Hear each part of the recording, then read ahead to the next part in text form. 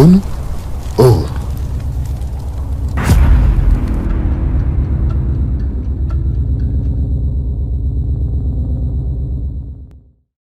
(1696) оны үед Дөрвөн ойрдын хаан Галтан бошгот Манжийн цэрэгтэй байлдсны дараа халахын нутагт суурьшин үлдсэн ойрдуудын нэг хэсэг нь Арангаа аймгийн Үлзийд сумын Үлд ёснуудын өвөг дээдэс юм. Түүхийн удаан хугацааны явцад элдв шалтгааны улмаас олон газар оронд шилжин суурьшиж хэдэн зууныг туулан өнөөгийн цаг үе хүртэл угсаа гарлаа уусгалгыг хадгалж яваа үйлдүүдийн хувцас хэрэглэл, тоглоом наадгыг онцлон энэхүү нэвтрүүлгээ бэлтгэлээ. За үйлд дийлвэл ерөнхийдөө дөрвүүдийн хувцастай их ойролцоо. Гэхдээ бас 5-6 онцлог шинжүүдтэй байна. За үйлд эрхтэй дийлвэл ерөнхийдөө ихэвчлэн хөх өнгөтэй байдаг. За тэгээд ийм өргөн одоо 15-аас 20 см ийм өргөн манз гаргаж имждэг ийм онцлогтой. За цэнхэр өнгө нь бол ер нь бол мөнх тэнгэрийг бэлгэдэг. Өн мөнхөд оршин байхын бэлгэдэл гэж үздэг. За зах нь бас ийм босоо өвш хэвтэй байдаг үйлд дийлний. За мөн малгай буюу тумлай өмсдөг. За тумлай нь болохоор дээрээ улаан сампин зангидсан. За тэгээ бас цэнхэр өнгө. Тэгээ цэнхэр өнгийн бүчтэй байна. За бас зарим хэсэгт нь бол бас улаан тийм оруулга оруулдаг. За улаан нь бол ер нь бол мятаршгүй байх, зөрөгтэй байх, үргэлж одоо цог золбоотой байхын бэлэгдэл гэж үздэг.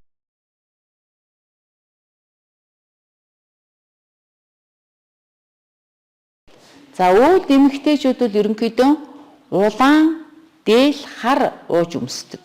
За уужийг бол ерөнхийдөө дөрвдүүд бас цэгдэг гэж нэрлэдэг байсан мөлий. Үүнтэй адилхан бас үйлдүүд бол ер нь бас цэгдэг гэж нэрлэж байсан юм талтай. За уужны гадуур бол ийм хорл ийм унжуурга байдаг. Маш олон юм хорлууд байдаг байсан билээ.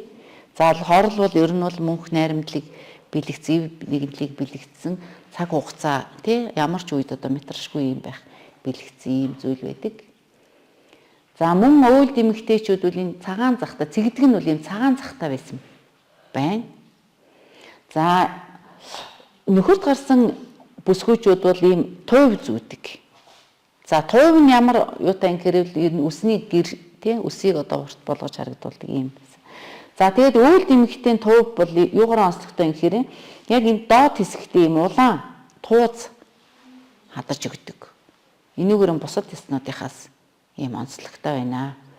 За мөн дээл нь бол ийм хөх ханцуутай байна.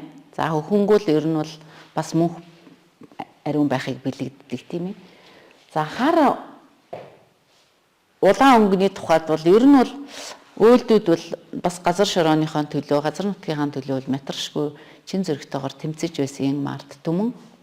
За тэгээд түүхийн маш одоо гашуун тийм зовлон амссан ийм хүмүүс энийг бас бэлэгдэж бас хар өнгийн ууж улаан өнгийн дийл өмсдөг байсан байна гэсэн юм судалгаа байдаг. За мөн улаан өнгөл ер нь бол бадрангуй байхыг бэлэгддэг. Хар өнгө нь бол хүчтэй, зоригтой, метршгүй байхыг бэлэгддэг. Энэ үйлдүүдийн бас өөрснийх нь одоо энэ бэлэгдлийн юм өнгө нь юм учиртай байна. 2018 оноос Арангаа аймгийн Үлзийд суманд үйлдийн хямрал төрийн бус байгууллагаас санаачлан зохион байгуулад үйлдийн өв соёл гэдэг наадмыг 3 дахь удаага зохион байгуулж байгаа. За энэ жилийн үйлдийн өв соёл наадмын үйлд дийлний төрөлд бол ерөнхийдөө бас хүүхдийн дийлийг голчлон сурчлагаар оруулсан байгаа. За манай сая уралдаанд бол 8 ойдолч оролцсон.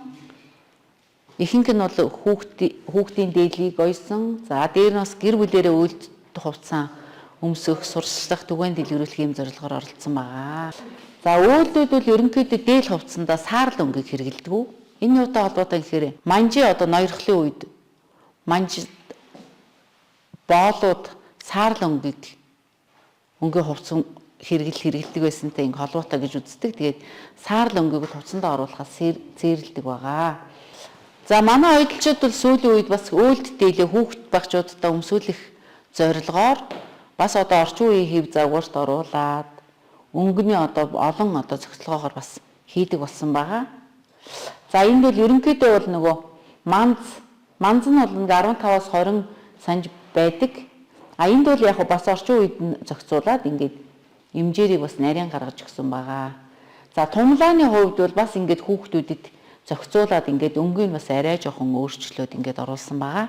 Ер нь бол энэ улаан сампан бол яг л энэ яг эртнийхаараа ингээд байж байгаа. Улаан сампан зангидээд өгсөн. За бас хүүхөнгөө ингээд оруулсан байна. Дээр нь одоо малгайны сарвчнууд дээр хар өнгөө ингээд оруулсан байгаа. Өөлд сэвгэрийн дийлийг тайлбарлаж өгье. Нөхөрт гараагүй охтыг сэвгэр гэж нэрлэдэг байх нэ. Энэ шүлдсэн энэ үсийг гүрж шүлжин гэж хэлдэг юм байна. Энэ нөхөрт гараагүй учраас тоорцог өмсдөг байх нэ. За энэ үсний энэ гоёл чимэглийг боодог гэж нэрлэдэг байх нь. Энэ унжиж байгаа зүйлийг одоо бэлэгдлийн 3 цацал нөхөрт гараагүй учраас 3-ыг зүүдэг байх нь. Тэгээ өв соёлыг харуулахын тулд эртнийхаар нь ойж шагалсан байгаа би. Энийг хавтаг гинэ. Энийг хавтаг гэдэг учир нь юу вэ гэхээр өөлд охтууд гоёмсог одооны хар болоод косметик гэж нэрлэдэг. Гоо сайхнаа 100 утсаа хийж ингэж авч явдаг байх нэ.